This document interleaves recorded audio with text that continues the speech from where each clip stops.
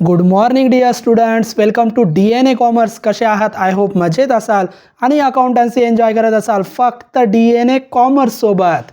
तर विद्यार्थी मित्रांनो, तुम्हाला सर्वांना माहीतच आहे BCom शिकणाऱ्या सर्व विद्यार्थ्यांसाठी अकाउंटन्सी या विषयाचा पूर्ण सिलेबस DNA कॉमर्स या यूट्यूब चॅनलवर अगदी फ्रीमध्ये उपलब्ध करून दिला जात आहे. विद्यार्थी मित्रांनो, आपण लेक्चर सिरीज चालू केलेली आहे आणि या लेक्चर सिरीजमध्ये आपण टॉपिक शिकत आहोत कोऑपरेटिव्ह सोसायटी फायनल अकाउंट. या टॉपिकचे प्रॉब्लेमचे लेक्चर आपले सुरू झालेले आहे. भरपूर प्रॉब्लेमची प्रॅक्टिस आपण आत्तापर्यंत केलेली आहे आणि आजच्या लेक्चरला देखील एक नवीन प्रॉब्लेमची प्रॅक्टिस आपण या ठिकाणी करणार आहोत. प्रॉब्लेममध्ये भरपूर ॲडजस्टमेंट आलेले आहेत ज्या परीक्षेमध्ये येतात. परीक्षेमध्ये येणाऱ्या सर्व ॲडजस्टमेंटची प्रॅक्टिस आजच्या प्रॉब्लेममध्ये आपण करणार आहोत. म्हणून व्हिडिओ शेवटपर्यंत बघा आणि समजून घ्या की प्रॉब्लेम कसा सोडवायचा आणि प्रॉब्लेम सोडवण्याची टेक्निक काय. तर विद्यार्थी मित्रांनो, तुम्ही आपल्या चॅनलला नवीन आलेला असाल तर व्हिडिओला लाईक करा, आपल्या चॅनलला सबस्क्राईब करायला विसरू नका आणि जास्तीत जास्त कॉमर्सच्या विद्यार्थ्यांपर्यंत हा चॅनल शेअर करा. तर विद्यार्थी मित्रांनो, प्रॉब्लेम बघा. सरस्वती क्रेडिट कोऑपरेटिव्ह सोसायटीचा प्रॉब्लेम आहे आणि रिक्वायरमेंट आपल्याला काय बनवायचं ते तिथंच सांगितलं जातं. प्रॉफिट अँड लॉस अकाउंट आणि बॅलन्स शीट एवढंच बनवायचं आहे. मग प्रॉफिट अँड लॉस अकाउंट आणि बॅलन्स शीट फॉर्म N मध्ये बनवून ठेवा. फॉर्म N मध्ये प्रॉफिट अँड लॉसच्या डेबिटला 16 खर्च एका खाली एक लिहा, प्रत्येक खर्चाच्या खाली जागा सोडा. तसंच 5 इन्कम लिहायचे, प्रत्येक इन्कमच्या खाली जागा सोडायची. तसंच बॅलन्स शीटला 12 लायबिलिटी लिहायच्या, प्रत्येक लायबिलिटीच्या खाली जागा सोडायची. 8 नंबर लायबिलिटी असं लिहून ठेवायचं, जागा नाही सोडायची. आणि टोटल 11 असेट साईडला लिहायच्या आणि प्रत्येक असेटच्या खाली जागा सोडायची आहे. तर आता आपण काय करणार, सगळ्यात अगोदर ॲडजस्टमेंट वाचणार आणि ज्यांच्यावर ॲडजस्टमेंट आहे त्यांना टिक मार्क किंवा विशिष्ट मार्किंग करून घेणार. तर दोन्ही ॲडजस्टमेंट पहिल्या इंटरेस्टचे आलेले आहे बघा. कोणती ॲडजस्टमेंट डेबिटच्या इंटरेस्टवर आणि कोणती ॲडजस्टमेंट क्रेडिटच्या इंटरेस्टवर सोडवायची याचा शॉर्टकट मी तुम्हाला सांगतो. ज्या वेळेस interest due on members deposit, मेंबरचे डिपॉझिट, मग जे मेंबर्स आहे ते आपले डिपॉझिट कोऑपरेटिव्ह सोसायटीकडे ठेवत असतात. मग त्यांनी आपल्या डिपॉझिट आपल्या ठेवी सोसायटीकडे ठेवलेले असतात. तर मेंबरच्या डिपॉझिटवर कोऑपरेटिव्ह सोसायटीला इंटरेस्ट द्यावा लागतो. मग जेव्हा इंटरेस्ट तुम्ही देणार म्हणजे आपला होणार खर्च म्हणजे डेबिटचा इंटरेस्ट. आणि जेव्हा इंटरेस्ट आपल्याला मिळणार आपला इन्कम म्हणजे क्रेडिटचा इंटरेस्ट. मग जेव्हा मेंबर्स डिपॉझिटवर इंटरेस्ट ड्यू असेल तो इंटरेस्ट आपल्याला द्यावा लागेल म्हणजे आपला खर्च आहे. म्हणजे मेंबर्स डिपॉझिटचा इंटरेस्ट तुम्ही नेहमी डेबिटच्या इंटरेस्टवर सोडवा. मग डेबिटला इंटरेस्ट दिलेला आहे बघा, इंटरेस्ट ऑन मेंबर्स डिपॉझिट, त्याला आपण टिक मार्क करून घेऊया किंवा विशिष्ट स्टार करून घेऊया. मग इंटरेस्ट ऑन मेंबर्स डिपॉझिट. त्याच्यानंतर दुसरी ॲडजस्टमेंट पण आहे, इंटरेस्ट ॲक्र्यूड सांगितलेलं आहे. दुसऱ्या ॲडजस्टमेंटमध्ये काय सांगितलं, इंटरेस्ट ॲक्र्यूड. तर मी तुम्हाला लास्ट प्रॉब्लेममध्ये पण शिकवलं होतं. जेव्हा इंटरेस्ट ॲक्र्यूड शब्द येणार, इंटरेस्ट ॲक्र्यूड म्हणजे इंटरेस्ट मिळणार आहे. मग जो इंटरेस्ट तुम्हाला मिळणार आहे तो तुमचा इन्कम आहे म्हणजे क्रेडिटला. जेव्हा इंटरेस्ट ॲक्र्यूड शब्द येणार क्रेडिट साईडच्या इंटरेस्टवर ॲडजस्टमेंट सोडवा. मग क्रेडिट साईडच्या इंटरेस्टला स्टार करा. त्याच्यानंतर 3 नंबरची adjustment salary due but not paid, सॅलरीवर ॲडजस्टमेंट आहे मग सॅलरीला स्टार करा. त्याच्यानंतर charge depreciation on 10% office furniture, फर्निचरवर ॲडजस्टमेंट आहे, फर्निचरला स्टार करा. त्याच्यानंतर 5वी ॲडजस्टमेंट ऑडिट फीवर आहे, अनपेड सांगितलं, ऑडिट फी दिलेलीच नाही आहे. मग एखादा ॲडजस्टमेंट दिली पण तो खर्च दिलेला नसेल, डायरेक्ट 2 इफेक्ट करा, डायरेक्ट आपण ऑडिट फी सोडवणार. त्याच्यानंतर डायरेक्टली काय ॲप्रोप्रिएशन केल्या लास्ट इयरमध्ये, तर 2 ॲप्रोप्रिएशन सांगितलं. डिव्हिडंड 5% डिव्हिडंड, याला प्रपोज डिव्हिडंड आपण म्हणणार, तो नेहमी डिव्हिडंड पेडवर सोडवायचा. मग डेबिटमध्ये जो डिव्हिडंड पेड असतो त्याला स्टार करा. आणि addition to cooperative development fund, सर्व रिझर्व तिकडे क्रेडिटला असतात. मग कोऑपरेटिव्ह डेव्हलपमेंट फंड ही एक नवीन ॲडजस्टमेंट आपण सोडवणार, त्याला स्टार करा. या व्यतिरिक्त एक ॲडजस्टमेंट आपण कंपल्सरी सोडवणार, ती म्हणजे लास्टमध्ये आपल्याला सोडवावी लागते. 25% transfer to reserve fund, reserve फंडला आपण 25% प्रॉफिट ट्रान्सफर करणार, रिझर्व्ह फंडला स्टार करा. तर ज्यांना तुम्ही स्टार केलं त्यांच्यावर ॲडजस्टमेंट आहे त्यांचे 2 इफेक्ट करावे लागतील. ज्यांच्यावर स्टार नाही त्यांचा फक्त एकदाच रिपीट करायचा. कशावर ॲडजस्टमेंट आहे लक्षात घ्या. आता मी एक क्लोज करणार आहे. आता आपण सगळ्यात अगोदर डेबिट बॅलन्सेस सोडवणार आणि जोपर्यंत तुम्ही डेबिट सोडवताय तोपर्यंत नियम वापरा. डेबिटमध्ये दिलेला ट्रान्झॅक्शन एक्सपेन्सेस असू शकतो किंवा असेट असू शकतो. जर तो एक्सपेन्सेस असेल तर डायरेक्ट डेबिटला रेकॉर्ड करा. कोणत्या अकाउंटच्या, प्रॉफिट अँड लॉसच्या. एक्सपेन्सेस असेल तर आणि असेट असेल तर असेटला रेकॉर्ड करा. मग कॅश, जितक्या पण कॅश आहे त्या असेट आहे, मग चला असेटला. टोटल 11 असेट असतात, त्याच्यापैकी सर्व कॅश आपण 1 नंबर असेटला लिहिणार. कॅश आणि बँकेचे बॅलन्स सगळे 1 नंबर असेटला लिहितात. मग 1 नंबर असेटमध्ये लिहा cash in hand, direct outer column 3600. दुसरी पण कॅश इकडेच लिहा, cash at bank cash at bank, त्याची अमाऊंट दिलेली आहे 14,000, 14,000. त्याच्यानंतर fix deposit with Dena bank, fix deposit आली. डेबिटचा नियम काय, एक्सपेन्सेस किंवा असेट. मग फिक्स डिपॉझिट एक्सपेन्सेस आहे का असेट आहे, तर मी इथं तुम्हाला शिकवलं होतं फिक्स डिपॉझिट आणि लोन हे दोन्हीकडे येऊ शकतात. डेबिटमध्ये पण येऊ शकतात, क्रेडिटमध्ये पण येऊ शकतात. फिक्स डिपॉझिट आणि लोन जर डेबिटमध्ये आले किंवा क्रेडिटमध्ये आले तर फक्त बॅलन्स शीटला रेकॉर्ड करा. ज्या ज्या वेळेस डेबिटला येणार असेटला रेकॉर्ड करा, क्रेडिटला आली तर लायबिलिटीला रेकॉर्ड करा. मग फिक्स डिपॉझिट जर डेबिटला आली तर असेटला रेकॉर्ड करा, क्रेडिटला आली तर लायबिलिटीला रेकॉर्ड करा. आता डेबिटला आली तर आपण असेटला रेकॉर्ड करू. मग टोटल 11 असेट आहे सर, फिक्स डिपॉझिट कशामध्ये रेकॉर्ड करू, FD फिक्स डिपॉझिट आपली इन्व्हेस्टमेंट आहे, गुंतवणूक आहे, मग इन्व्हेस्टमेंट म्हणून रेकॉर्ड करा. मग fix deposit with Dena bank, fix deposit with Dena bank नेहमी इन्व्हेस्टमेंटमध्ये रेकॉर्ड करा. जर डेबिटला आली तर 1,55,000. सर जर ही फिक्स डिपॉझिट क्रेडिटला आली असती तर, क्रेडिटला आली असती तर लायबिलिटी झाली असती, लायबिलिटी नंबर 6ला. समजलं. त्याच्यानंतर ऑफिस फर्निचर, फर्निचर असेट आहे, असेटला रेकॉर्ड करा. कोणती असेट आहे, फिक्स असेट. म्हणजे या ऑफिस फर्निचर, ऑफिस फर्निचर इनरला लिहा कारण याच्यावर ॲडजस्टमेंट आहे. ऑफिस फर्निचरची अमाऊंट आहे 7,000, 7,000. लगेच ॲडजस्टमेंट सोडवा. ॲडजस्टमेंट नंबर 4, डेप्रिसिएशन चार्ज करायचं 10%. डेप्रिसिएशनमुळे असेटची व्हॅल्यू कमी होत असते, म्हणून ज्या ज्या वेळेस डेप्रिसिएशन विचारलं जाणार असेटमधून पहिल्यांदा लेस करा. मग लेस करा, लेस 10% डेप्रिसिएशन.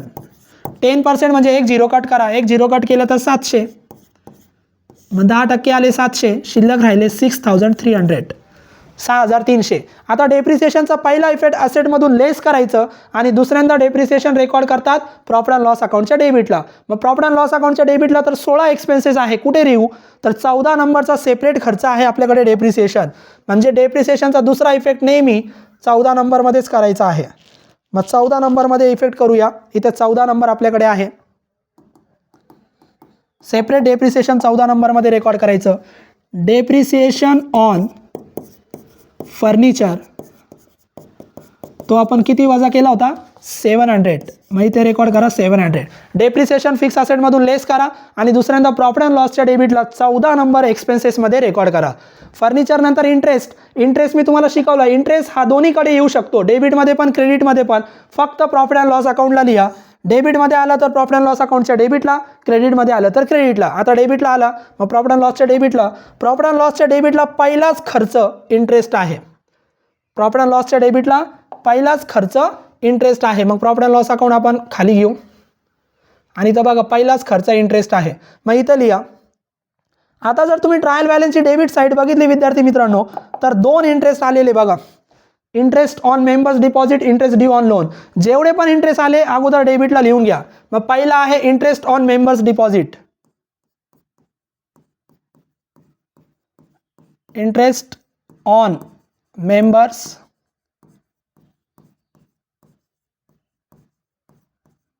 डिपॉझिट इनरला लिहा, तो दिलेला आहे 80,000. दुसरा इंटरेस्ट ड्यू ऑन लोन तो पण डेबिटलाच लिहायचा, इंटरेस्ट ड्यू ऑन लोन, लोनवर ड्यू आहे, तो आहे 8,000, 8,000. आता हा इंटरेस्ट, 2 इंटरेस्ट दिले तर एकमेकांमध्ये ॲड करा. आता ॲडजस्टमेंट सोडवा. मग डेबिटला कोणती ॲडजस्टमेंट मी तुम्हाला सांगितलं, जेव्हा जेव्हा मेंबर्स डिपॉझिटवर इंटरेस्ट सांगितणार, मेंबर्स डिपॉझिटवर इंटरेस्ट ड्यू असणार तेव्हा तो इंटरेस्ट द्यायचा आहे, म्हणजे डेबिटला सोडवा. मग किती सोडवायचे, 5,000. तर तुम्हाला पहिला इफेक्ट माहीत असला पाहिजे, इंटरेस्ट डेबिटला सोडवा किंवा क्रेडिटला सोडवा. इंटरेस्ट जेव्हा जेव्हा सोडवणार पहिला इफेक्ट नेहमी ॲडच करायचा आहे, लेस करू नका. डेबिटला सोडवला तरी ॲड करा, क्रेडिटला सोडवलं तरी ॲड करा. म्हणजे इंटरेस्टच्या ॲडजस्टमेंटचा पहिला इफेक्ट कुठेही सोडवा, ॲड करा. मग add interest due, add interest due. मग इंटरेस्ट ड्यू ॲड करा. किती ॲड सांगितलं, 5,000. आणि टोटल आउटरला लिहा, 80 आणि 8, 88 5, 93, 93,000. आता पहिला इफेक्ट इंटरेस्ट ड्यू ॲड केला कारण मेंबर्स डिपॉझिटवर होता. आता दुसरा इफेक्ट, जेव्हा जेव्हा तुम्ही डेबिटला इंटरेस्ट सोडवता, डेबिट म्हणजे एक्सपेन्सेस, हा एक्सपेन्सेस द्यायचा आहे म्हणजे जेव्हा जेव्हा आपण खर्च देणार तो आपण लायबिलिटीला रेकॉर्ड करणार. मग लायबिलिटी नंबर 9ला रेकॉर्ड करा.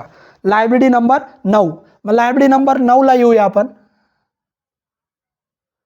आणि लायबिलिटी नंबर 9ला लिहूया.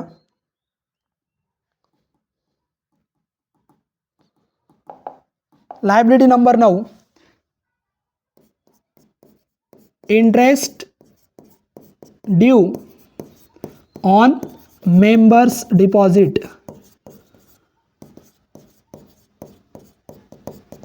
Direct outer column 5000. मग डेबिटच्या इंटरेस्टचे दोन इफेक्ट काय, तर डेबिटचा इंटरेस्ट पहिल्यांदा डेबिटला ॲड करा आणि दुसऱ्यांदा लायबिलिटीला रेकॉर्ड करा 9 number.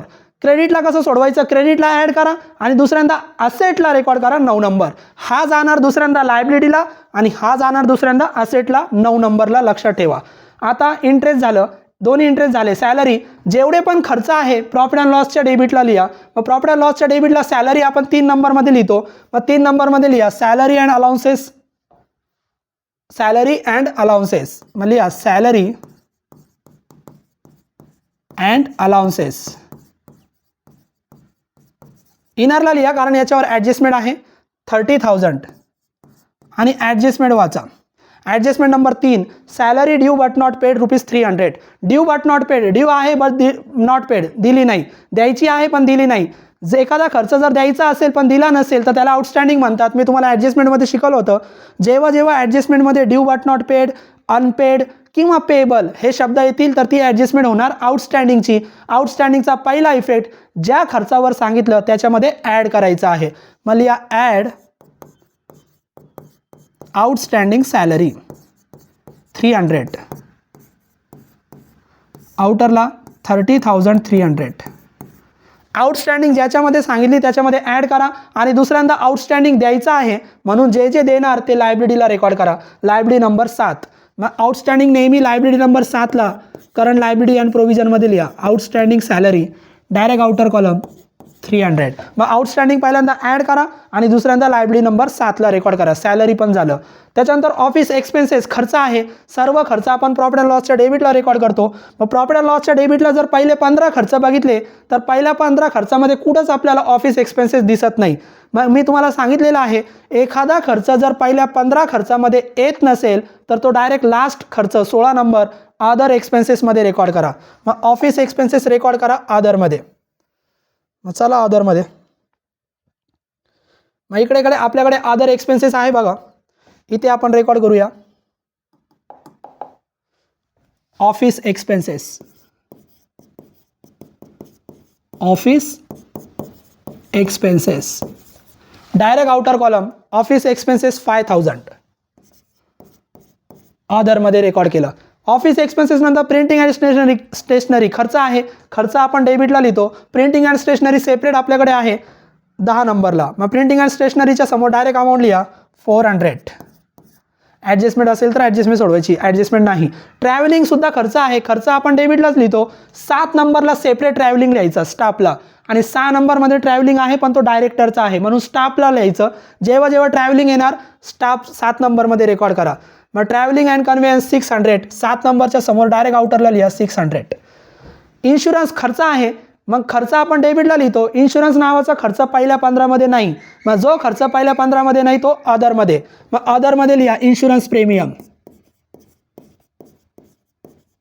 Insurance premium outer column 1000. Outer column insurance premium आहे 1000. कॉन्ट्रीब्युशन टू प्रोव्हिडंट फंड डेबिटमध्ये दिलं. डेबिट म्हणजे एक्सपेन्सेस किंवा असेट. बरेच विद्यार्थी प्रोव्हिडंट फंड असेटला लिहितात. कॉन्ट्रीब्युशन शब्द आला. कॉन्ट्रीब्युशन जेव्हा जेव्हा येणार तो एक्सपेन्सेस असणार. खर्च आहे. मग खर्च आपण कुठं लिहितो प्रॉफिट अँड लॉसच्या डेबिटला. बरेच विद्यार्थी म्हणणार सर लिहू का अदरमध्ये. अदरमध्ये नाही लिहायचं. 4 नंबरला सेपरेट आहे contribution to staff provident fund. बघा 4 number contribution to staff provident fund. मग 4 नंबरच्या समोर डायरेक्ट त्याची अमाऊंट लिहा. कॉन्ट्रीब्युशन दिला 2000. कॉन्ट्रीब्युशन 4 नंबर खर्चाच्या समोर डायरेक्ट लिहा 2000 स्टाफ प्रोव्हिडंट फंडचा कॉन्ट्रीब्युशन. त्याच्यानंतर लोन लोन खर्च आहे का असेट आहे, तर लक्षात घ्या लोन डेबिटमध्ये दिला तर लोन असेट होणार आणि लोन क्रेडिटमध्ये आला तर लायबिलिटी होणार. म्हणजे लोन फक्त बॅलन्स शीटला रेकॉर्ड करायचं. लोन डेबिटला पण येऊ शकतो, क्रेडिटला पण येऊ शकतो. डेबिटमध्ये आला तर असेटला, क्रेडिटमध्ये आला तर लायबिलिटीला. मग आता लोन डेबिटला आलेला आहे, जेव्हा जेव्हा लोन डेबिटला येणार असेटला रेकॉर्ड करा, क्रेडिटला आला लायबिलिटीला रेकॉर्ड करा. मग आता हा लोन आपण असेटला रेकॉर्ड करणार कारण डेबिटला आला. मग डेबिटला 4 नंबर असेट सेपरेट आहे लोनसाठी. मग तिथे आपण लिहूया loan due from members, loan due from members. Direct outer column 30 lakhs 30 lakh. त्याच्यानंतर डिव्हिडंड पेड. ट्रायल बॅलन्समध्ये 2 ट्रान्झॅक्शन असे आहे ज्यांना नियम वापरायचा नाही. हा नियम, एक डिव्हिडंड पेड आणि एक प्रॉफिट अँड लॉस. हे 2 ट्रान्झॅक्शन जर आले तर डायरेक्ट लायबिलिटी साईडला रेकॉर्ड करा. डिव्हिडंड पेड 8 नंबर लायबिलिटीला रेकॉर्ड करा, प्रॉफिट अँड लॉस 11 नंबर लायबिलिटीला रेकॉर्ड करा. जेव्हा जेव्हा डिव्हिडंड पेड डेबिटला येणार 8 नंबर लायबिलिटीला रेकॉर्ड करा. मग 8 नंबर लायबिलिटी आपण अशी बनवून ठेवलेली असते. पहिले प्रपोज डिव्हिडंड लिहितो आपण आणि त्याच्या खाली डिव्हिडंड पेड लेस करतो. तर ट्रायल बॅलन्सचा डिव्हिडंड पेड नेहमी डिव्हिडंड पेडच्या समोर लिहायचं, प्रपोज डिव्हिडंड नाही. प्रपोज डिव्हिडंड हा ॲडजस्टमेंटचा डिव्हिडंड आहे. मग डिव्हिडंड पेड किती 35,000. मग इथं डिव्हिडंड पेडच्या समोर इनरला लिहा 35,000 आणि अंडरलाईन करा. तो आपल्याला वजा करायचा आहे प्रपोज डिव्हिडंडमधून. जेव्हा जेव्हा ट्रायल बॅलन्सला डिव्हिडंड देणार तो डिव्हिडंड 8 नंबर लायबिलिटीमध्ये डिव्हिडंड पेडच्या समोर लिहायचा आहे. डेबिट बॅलन्सेस संपले. डेबिट बॅलन्स संपल्यानंतर क्रेडिट बॅलन्स सोडवा. क्रेडिट बॅलन्सचा नियम, क्रेडिटमध्ये दिलेला ट्रान्झॅक्शन वाचा. इन्कम असेल तर इन्कमला रेकॉर्ड करा, लायबिलिटी असेल तर लायबिलिटीला. इन्कम असेल तर फक्त प्रॉफिट अँड लॉसच्या क्रेडिटला, इन्कम जर असेल तर प्रॉफिट अँड लॉसच्या क्रेडिटला, लायबिलिटी असेल तर लायबिलिटीला. शेअर कॅपिटल इन्कम आहे का लायबिलिटी आहे, लायबिलिटी आहे. मग चला लायबिलिटीला. शेअर कॅपिटल लायबिलिटी नंबर 1ला रेकॉर्ड करतात. मग लायबिलिटी नंबर 1ला आपण खाली घेऊ आणि शेअर कॅपिटल रेकॉर्ड करूया. मग शेअर कॅपिटल रेकॉर्ड करा लायबिलिटी नंबर 1ला. कॅपिटल नेहमी पहिल्यांदा ॲथोराइज कॅपिटल दिलेला असेल तर तो रेकॉर्ड करतात, ॲथोराइज कॅपिटल दिलेला नाही. मग जो दिला तो लिहा paid up share capital, paid up share capital. Direct outer column 7,50,000. Capital नंतर रिझर्व्ह फंड. क्रेडिटमध्ये जितके पण रिझर्व्ह आणि जितके पण फंड असतात ते लायबिलिटीला रेकॉर्ड करायचे. लायबिलिटी नंबर 2ला. लायबिलिटी नंबर 2ची सुरुवातच रिझर्व्ह फंडने करतो आपण. रिझर्व्ह फंड इनरला लिहा कारण याच्यावर कंपल्सरी ॲडजस्टमेंट लास्टला आपण सोडवणार. 50,000 25% आपल्याला ट्रान्सफर करावे लागतात. एक लाईन सोडून द्या. रिझर्व्ह फंड नंतर काय दिलं, मेंबर्स डिपॉझिट. डिपॉझिट शब्द आला. इकडे पण फिक्स डिपॉझिट होती बघा.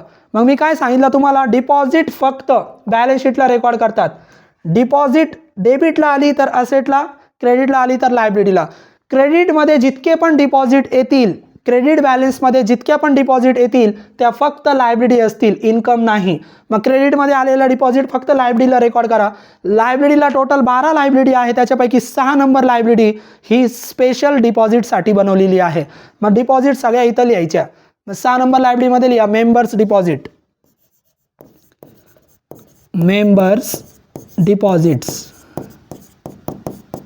मग मेंबर्सच्या डिपॉझिट्स आहे 22,47,750, 22,47,750. त्याच्यानंतर विद्यार्थी मित्रांनो डिव्हिडंड इक्वलायझेशन रिझर्व्ह शब्द आला. जितके पण रिझर्व्ह आणि जितके पण फंड क्रेडिटमध्ये येतील ते फक्त लायबिलिटी नंबर 2ला रेकॉर्ड करायचे. मग लायबिलिटी नंबर 2ला एक लाईन सोडा रिझर्व्ह फंडच्या खाली आणि लिहा dividend equalisation reserve. Dividend equalisation reserve तो आहे 18,000 18,000. Direct outer column dividend equalisation reserve 18,000. त्याच्यानंतर प्रॉफिट अँड लॉस. ट्रायल बॅलन्समध्ये जो प्रॉफिट असतो तो प्रॉफिट फक्त 11 नंबर लायबिलिटीला रेकॉर्ड करायचा. आता इथं 2 प्रॉफिट दिले बघा, 1/4 म्हणजे एप्रिल महिना. मग 1 एप्रिल हा आपला पहिला दिवस आहे, ओपनिंग डे. मग 1 एप्रिलचा जो प्रॉफिट असेल तो ओपनिंग प्रॉफिट असणार आणि इथं क्लोजिंग प्रॉफिट दिला बघा 23-24. ट्रायल बॅलन्समध्ये 1 प्रॉफिट दिला 11 नंबर लायबिलिटीला लिहा, 2 प्रॉफिट दिले तरी 11 नंबर लायबिलिटीला लिहा. मग ट्रायल बॅलन्समध्ये दिलेला प्रॉफिट 11 नंबर लायबिलिटीला रेकॉर्ड करायचा, बाकी कुठेच रेकॉर्ड करू नका. मग चला 11 नंबर लायबिलिटीला. 11 नंबर लायबिलिटीमध्ये लिहा मेंबर्स डिपॉझिट, मेंबर्स डिपॉझिट्स. मग मेंबर्सच्या डिपॉझिट्स आहे 22,47,750, 22,47,750. त्याच्यानंतर रिझर्व्ह फंड. रिझर्व्ह मग ट्रायल बॅलन्सचा प्रॉफिट 11 नंबर लायबिलिटीला आपण इथं रेकॉर्ड करूया. 11 नंबर लायबिलिटीला आता 2 प्रॉफिट दिले तर पहिले ओपनिंग प्रॉफिट रेकॉर्ड करा. 2 जर दिलेले असतील तर पहिले ओपनिंग प्रॉफिट रेकॉर्ड करा. Profit and loss, profit and loss 1/4/2023 तो दिलेला आहे 11,000. इनरला लिहा. त्याच्यामध्ये क्लोजिंग प्रॉफिट ॲड करा. Add profit 2023-24. मग 2023-24चा प्रॉफिट अँड लॉस किती? 60,000. ट्रायल बॅलन्सला 2 प्रॉफिट दिले तर ओपनिंग आणि क्लोजिंग प्रॉफिट असणार. दोन्ही पण 11 नंबर लायबिलिटीला लिहा. आता टोटल प्रॉफिट आपल्याकडे आहे 71,000. दोन्ही पण प्रॉफिट लायबिलिटी नंबर 11ला लिहायचे. प्रॉफिट झाल्यानंतर इंटरेस्ट कुठे लिहितात? फक्त प्रॉफिट अँड लॉस अकाउंटला. डेबिटला दिलेला असेल तर डेबिटला, क्रेडिटला दिलेला असेल तर क्रेडिटला. मग आता हा क्रेडिटचा आहे, मग प्रॉफिट अँड लॉसच्या क्रेडिटला लिहूया. मग प्रॉफिट अँड लॉसच्या क्रेडिटला पहिलाच इन्कम हा इंटरेस्ट आहे. प्रॉफिट अँड लॉसच्या क्रेडिटला या. मग प्रॉफिट अँड लॉसच्या क्रेडिटला पहिलाच बघा इथं इंटरेस्ट आहे. मग पहिलाच इन्कम इंटरेस्ट आहे. मग आपण या इंटरेस्टमध्ये तो इंटरेस्ट लिहूया. मग इकडे लिहा तो इंटरेस्ट काय नावाने दिलेला आहे? Interest received. Interest received. आणि तो इंटरेस्ट इनरला लिहा कारण त्याच्यावर ॲडजस्टमेंट आहे 1,78,000. ॲडजस्टमेंट कोणती? तर मी सांगितलं मेंबर्स डिपॉझिटवर इंटरेस्ट सांगितला तर डेबिटला सोडवा. आणि जेव्हा जेव्हा इंटरेस्ट ॲक्रियूड शब्द येणार, ॲक्रियूड म्हणजे मिळणे म्हणजे इन्कम, क्रेडिटला सोडवा. मग इंटरेस्ट ॲक्रियूड किती सांगितला? 2,000. ॲडजस्टमेंटचा सोडवण्याची पद्धत काय? इंटरेस्ट डेबिटला सोडवा किंवा क्रेडिटला सोडवा. ॲडजस्टमेंटमध्ये दिलेला इंटरेस्ट पहिल्यांदा नेहमी ॲडच करायचा. मग ॲड करा. ॲड, फक्त ॲड करायचं. बघा आपण डेबिटला पण ॲडच केला होता. ॲड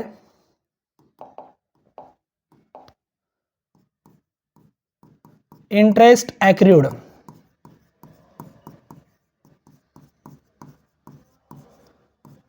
$2,000 आणि आउटरला लिहा 1,80,000. आता दुसरा इफेक्ट 2,000 ॲड केले. दुसरा इफेक्ट काय? डेबिटचा इंटरेस्ट द्यायचा आहे, खर्च आहे. दुसऱ्यांदा लायबिलिटी नंबर 9. हा क्रेडिटचा इंटरेस्ट इन्कम आहे, तो मिळणार म्हणून असेट नंबर 9. म्हणजे डेबिट पहिला इफेक्ट दोन्हीकडे ॲडच होणार. फक्त दुसरा इफेक्ट लक्षात घ्या. डेबिटचा इंटरेस्ट दुसऱ्यांदा लायबिलिटी नंबर 9ला जाणार आणि क्रेडिटचा इंटरेस्ट दुसऱ्यांदा असेट नंबर 9ला जाणार. मग असेट नंबर 9ला या. अदर आयटेममध्ये interest accrued, direct outer column 2,000 संपला. इंटरेस्ट नंतर विद्यार्थी मित्रांनो कमिशन रिसिव्ड, जे जे मिळणार आहे ते तुमचं इन्कम आहे. मग इन्कम फक्त आपण प्रॉफिट अँड लॉसच्या क्रेडिटला लिहितो. प्रॉफिट अँड लॉसच्या क्रेडिटला सेपरेट इन्कम आहे कमिशन 3 नंबरला. मग 3 नंबरमध्ये लिहा commission received. Commission received income असेल तर फक्त प्रॉफिट अँड लॉसच्या क्रेडिटला रेकॉर्ड करायचं 4,000 आउटर कॉलम.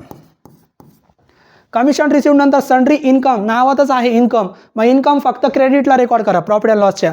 मग सन्ड्री इन्कम नावाचा इन्कमच नाही आहे. मग एखादा इन्कम आपल्याकडे नसेल तर तो अदरमध्ये लिहा. मग अदरमध्ये लिहा sundry income. Sundry income outer column 300. Sundry income नंतर कोऑपरेटिव्ह डेव्हलपमेंट फंड शब्द आला. जितके पण फंड आणि जितके पण रिझर्व क्रेडिटमध्ये येतील ते फक्त लायबिलिटी नंबर 2ला रेकॉर्ड करायचे. मग लायबिलिटी नंबर 2मध्ये या. Liability number 2. चला लायबिलिटी नंबर 2ला. इथं लायबिलिटी नंबर 2मध्ये आपण इथे लिहूया. मग लायबिलिटी नंबर 2मध्ये तो फंड अगोदर लिहूया. त्याच्यावर ॲडजस्टमेंट आहे कोऑपरेटिव्ह डेव्हलपमेंट फंड. कोऑपरेटिव्ह शॉर्टमध्ये DEV म्हणजे डेव्हलपमेंट फंड. इनरला लिहा कारण त्याच्यावर ॲडजस्टमेंट आहे. कोऑपरेटिव्ह डेव्हलपमेंट फंड आहे 2,550 आणि ॲडजस्टमेंट वाचा. Last adjustment, additions to cooperative development fund by ₹3000. एखाद्या फंडवर नेहमी ॲडिशन किंवा ट्रान्सफरची ॲडजस्टमेंट असणार. तुम्हाला ॲडजस्टमेंटमध्ये मी शिकवलं होतं, जेव्हा जेव्हा आपण 25% रिझर्व्ह फंडची जशी ॲडजस्टमेंट सोडवतो ना तशीच सोडवायची. मग एखाद्या फंडमध्ये जर ट्रान्सफर करायला सांगितलं, ॲडिशन करायला सांगितलं, तर याचे दोन इफेक्ट फक्त लायबिलिटीला करायचे. लायबिलिटी नंबर 2मध्ये त्या फंडमध्ये ॲड करा आणि 11 नंबर लायबिलिटीमध्ये लेस करा. मग ज्या फंडमध्ये सांगितलं ॲडिशन करायला त्या फंडमध्ये ॲड करा. मग कोऑपरेटिव्ह डेव्हलपमेंट फंडमध्ये सांगितलं पहिला इफेक्ट याच्यात ॲड करा. लायबिलिटी नंबर 2मध्ये ॲडिशन. किती ॲडिशन करायला सांगितलं? 3000. मग करा 3000 ॲडिशन. टोटल फंड होणार 5550. आता दुसरा इफेक्ट पण फक्त लायबिलिटीला होणार. फंडमध्ये ॲड करा आणि दुसऱ्यांदा 11 नंबर लायबिलिटीमध्ये लेस करा. मग 11 नंबर लायबिलिटीला या आणि लिहा लेस कोऑपरेटिव्ह, त्या फंडचं नाव लिहायचं डेव्हलपमेंट फंड. 3000 लेस करा. मग एखाद्या फंडमध्ये ट्रान्सफर करायला सांगितलं तर सगळे फंड 2 नंबरमध्ये असतात. 2 नंबर लायबिलिटीमध्ये जा, त्या फंडमध्ये ॲड करा आणि दुसऱ्यांदा 11 नंबर लायबिलिटीमध्ये लेस करा. संपलं. त्याच्यानंतर स्टाफ प्रोव्हिडंट फंड आपली लायबिलिटी आहे. फक्त 2 नंबर लायबिलिटीला लिहू नका, स्टाफचा फंड सेपरेट आहे 3 नंबरला. मग 3 नंबरमध्ये लिहा 20,000. स्टाफचा फंड 3 नंबर समोर 20,000 लायबिलिटीलाच लिहायचं. प्रॉफिट अँड लॉस संपलं. हा क्लोजिंग प्रॉफिट आपण 11 नंबर लायबिलिटीला रेकॉर्ड केलं. ट्रायल बॅलन्स संपला. आता फक्त चेक करा कोणत्या ॲडजस्टमेंट सोडवायच्या बाकी आहे. इंटरेस्टच्या दोन्ही ॲडजस्टमेंट झाल्या, सॅलरीची झाली, डेप्रिसिएशन झाली, 5 नंबर ॲडजस्टमेंट बाकी आहे. ऑडिट फीवर ॲडजस्टमेंट आहे पण ऑडिट फी ट्रायल बॅलन्समध्ये नव्हती. मग डायरेक्ट 2 इफेक्ट करा. पहिल्यांदा ॲडजस्टमेंट चेक करा कोणती विचारली. Audit fees due unpaid for the year amounted to ₹3000. Unpaid शब्द आला, महत्त्वाचा शब्द unpaid. Unpaid, due but not paid किंवा पेबल हे शब्द जर ॲडजस्टमेंटमध्ये आले तर ती ॲडजस्टमेंट होणार आउटस्टँडिंगची. ऑडिट फीवर आउटस्टँडिंगची ॲडजस्टमेंट आहे. आउटस्टँडिंग काय करतात? आउटस्टँडिंग पहिल्यांदा ॲड करतात, पण ॲड करण्यासाठी ऑडिट फी आहे का? नाही आहे. मग डायरेक्ट 2 इफेक्ट करा. आउटस्टँडिंग पहिल्यांदा डेबिटला रेकॉर्ड करा प्रॉफिट अँड लॉसच्या आणि दुसऱ्यांदा लायबिलिटीला रेकॉर्ड करा. मग ऑडिट फी आपल्याकडे सेपरेट आहे 11 नंबर खर्चामध्ये. मग 11 नंबर खर्चाला या. इकडे बघा 11 नंबर खर्चामध्ये ऑडिट फी आहे. मग 11 नंबर खर्चामध्ये लिहायचं, ॲड करू नका कारण ॲड करायला आपल्याकडे ऑडिट फी नाही. मग डायरेक्ट रेकॉर्ड करा आउटस्टँडिंग ऑडिट फी.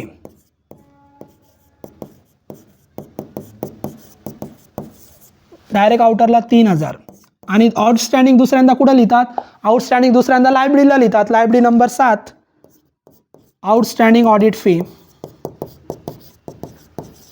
3000. संपलं. आउटस्टँडिंगची ॲडजस्टमेंट आली पण तो ट्रान्झॅक्शन ट्रायल बॅलन्समध्ये मिसिंग असेल तर डायरेक्ट 2 इफेक्ट करा. ॲड वगैरे करू नका. आउटस्टँडिंग म्हणून डेबिटला रेकॉर्ड करा त्या खर्चामध्ये आणि दुसऱ्यांदा लायबिलिटीला रेकॉर्ड करा 7 नंबर लायबिलिटीमध्ये. ऑडिट फी झालं. डायरेक्टरचे 2 प्रोव्हिजन आहे, ॲप्रोप्रिएशन आहे, डिव्हिडंड आणि transfer to fund.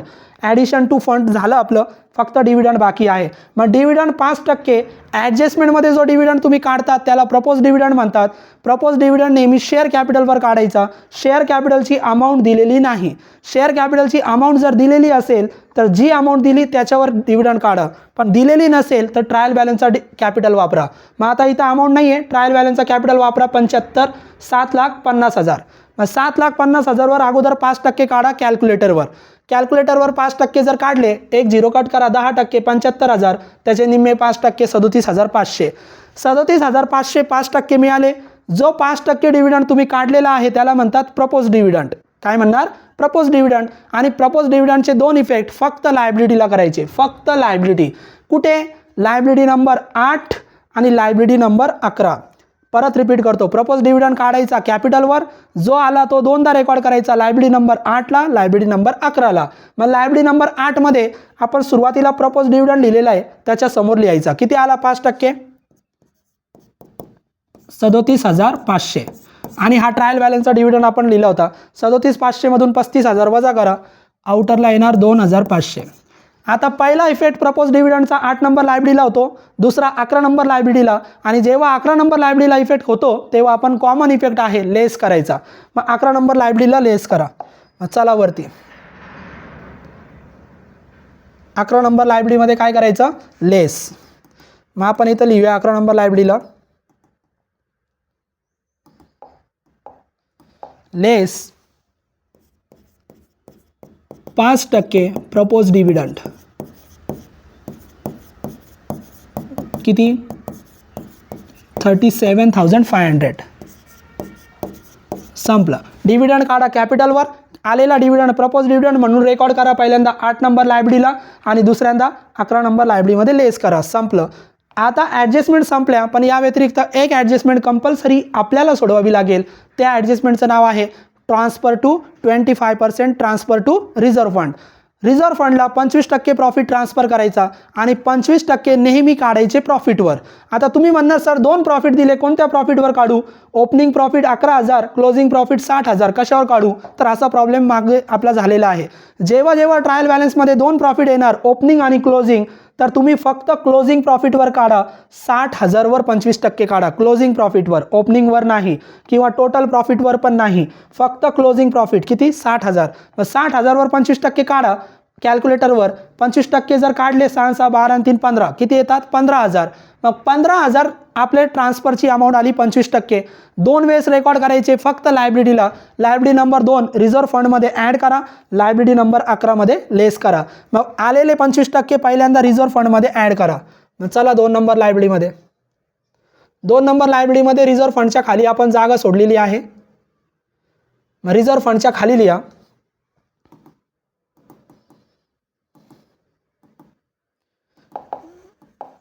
Add 25% transfer.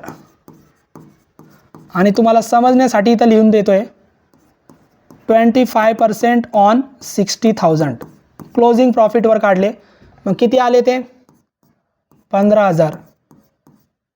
आउटरला लिहा 50 आणि 15 65,000. आता दुसरा इफेक्ट रिझर्व्ह फंडमध्ये ॲड करा आणि दुसऱ्यांदा 11 नंबर लायबिलिटीमध्ये लेस करा. मग चला 11 नंबर लायबिलिटीमध्ये. मग 11 नंबर लायबिलिटीमध्ये इथं आपण लेस करूया. जे रिझर्व्ह फंड तुम्ही ॲड केले वरती 2 नंबरमध्ये 25%, ते 25% 11 मध्ये लेस करायचे. मग 11 नंबर लायबिलिटीमध्ये लिहा लेस 25% रिझर्व्ह फंड. किती आले होते? 15,000. संपली ॲडजस्टमेंट.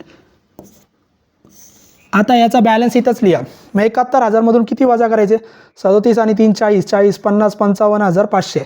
मग 55,000 गेले 16,000, 16,000मधून 500 गेले 15,500. इनरलाच लिहा. शिल्लक राहिले 15,500. आता प्रॉब्लेम सगळा संपला. 3 ॲडजस्टमेंट आहे ज्या लायबिलिटीलाच रेकॉर्ड करतात. एक रिझर्व्ह फंडची, एक डिव्हिडंडची आणि एक ट्रान्सफर टू फंडची. तिन्ही पण ॲडजस्टमेंट या प्रॉब्लेममध्ये आल्या होत्या. तिन्ही पण ॲडजस्टमेंट लायबिलिटीला रेकॉर्ड करायच्या आणि दुसरा इफेक्ट 11 नंबर लायबिलिटीमध्ये लेस करायचा. प्रॉब्लेम संपला. Profit and loss account close करा. मग प्रॉफिट अँड लॉस अकाउंटचं जर बघितलं तर क्रेडिट साईड जास्त आहे. 180 आणि 4 1,84,300, 1,84,300. मग प्रॉफिट अँड लॉसला क्रेडिटला आपण क्लोज करू.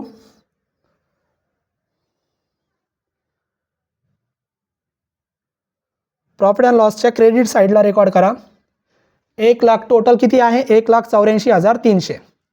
प्रॉफिट अँड लॉसच्या क्रेडिट साईडला लिहूया 1,84,300. प्रॉफिट अँड लॉसच्या क्रेडिट साईडला लिहा क्रेडिटची टोटल आहे 1,84,300. क्रेडिटची टोटल लिहूया 1,84,300.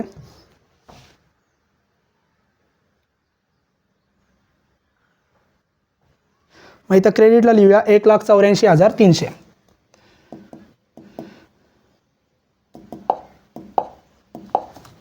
मग इथं क्रेडिटला लिहा 1,84,300. आता सेम टोटल डेबिटला लिहा 1,84,300. आता डेबिटची टोटल 1,84,300 नाही आहे, क्रेडिटची आहे. मग 1,84,300 मधून एवढ्या डेबिटच्या अमाऊंट वजा करा. डेबिटच्या अमाऊंट वजा केल्यानंतर विद्यार्थी मित्रांनो डिफरन्स येणार तुमचा, आणि जो काही डिफरन्स येणार तो डिफरन्स येणार 48,300, 48,300. डेबिटला फरक आला. डेबिटला फरक आला तर नाव द्या नेट प्रॉफिट. आणि नेट प्रॉफिट येऊ द्या किंवा नेट लॉस येऊ द्या, हा फक्त 11 नंबर लायबिलिटीला ट्रान्सफर करा. मग 11 नंबर लायबिलिटीला ट्रान्सफर करा. नेट प्रॉफिट आला तर ॲड करा, ॲड नेट प्रॉफिट. किती होता नेट प्रॉफिट? 48,300. मग लिहा ॲड 48,300. आणि एकदा नेट प्रॉफिट किंवा नेट लॉस 11 नंबर लायबिलिटीमध्ये ट्रान्सफर झालं की 11 नंबर लायबिलिटी क्लोज करा. फायनल टोटल आउटरला लिहा. मग 48 आणि 15 58 आणि 5 63 63,800. 11 नंबर लायबिलिटीची टोटल आली 63,800. आणि एकदा 11 नंबर लायबिलिटी क्लोज झाली की टोटल करून टाका, लायबिलिटीची टोटल आणि असेटची टोटल. बॅलन्स शीट तुमची टॅली झाली पाहिजे.